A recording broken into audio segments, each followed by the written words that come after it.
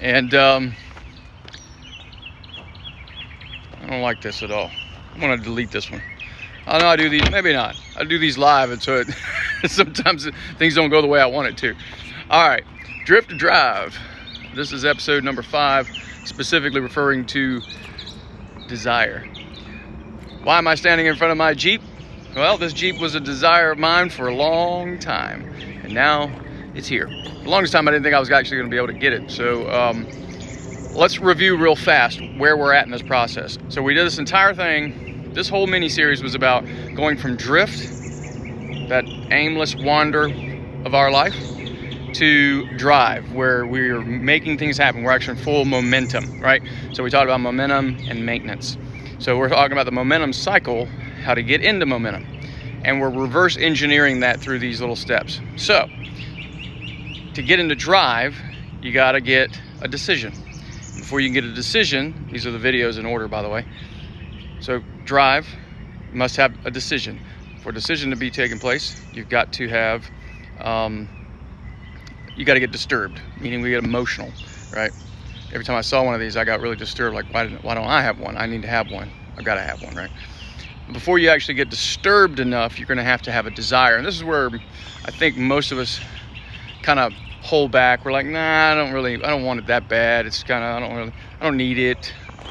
This is where the stories start showing up in our heads, because if there's a desire in your mind, in your body, in your soul, you're going to feel it. And so we always butt up against it, and we find mental reasons why we don't really want it, right? So this is more the mental game. The disturbance piece is the emotional game. This is the mental piece.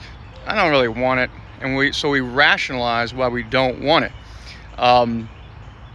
If you're going to get into drive over anything, right? So I want to make $250,000 a year, $250,000 a year. Okay, well, I don't really need it. I don't really want it, and so the stories start showing up.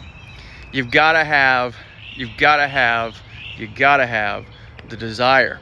Okay, so everywhere I went, I really wanted one of these things, and oddly enough, I actually wanted red. So here I am. I got a red one, right? There's a lot of things I got to do to it, by the way. This is all practically stock, and no man drives a Jeep Wrangler that keeps it stock. Anyway, question for you, so I can wrap this up. I'm already at 3 minutes, and I'm trying to keep these to 3 to 5 minutes.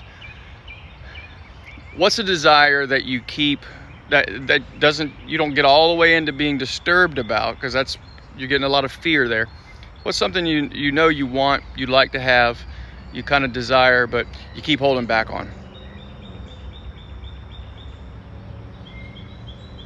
Think about that for a minute. Tomorrow, we're going to discuss how to get into desire. Maybe you feeling a little bit like, I'm good. You hear all these like mediocre conversations. I'm good. We're going to talk about how to get into that, which is probably the most fun piece, where most people kind of dwell, they get into it, and then when they start getting into the desire stage is where they start coming up with the excuses and stories. So they fall back into the step 1, which is going to be on our next video. All right, but today it's all about desire. Y'all have a good day. Keep well, keep moving forward.